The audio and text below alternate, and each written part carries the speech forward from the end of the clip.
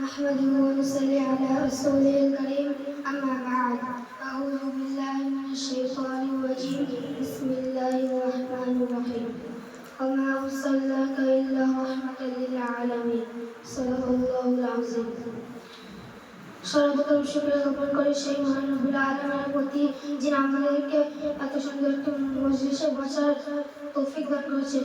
তার দরবারে শুকরিয়া স্বরূপ বলি আলহামদুলিল্লাহ।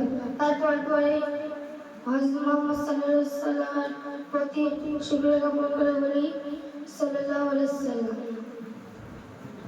সৌদের সন্তান মন্ডলী আজ থেকে প্রায় 500 বছর পূর্বে যখন এই দলের বুকে অত্যাচার অবিচার শিরি বিদার অন্ধকারের মধ্যে ছিল, তখন মানুষ চাতকবাকি নিচে আকাশ পানে কখন খোদার পর্যন্ত দুধ শুধু অর্পণ করবেন এই দুনিয়াতে। ঠিক সেই সময় 570 খ্রিস্টাব্দের সুবের সাথীর সময় হযরত মুহাম্মদ সাল্লাল্লাহু আলাইহি ওয়াসাল্লাম এই দুনিয়াতে জন্মগ্রহণ করলেন। তিনি এমন একটি যুগে জন্মগ্রহণ করলেন যে যুগের মানুষ ছিল সিংহ ছিল হিংস্র অজগর ছিল বিষাক্ত এবং কি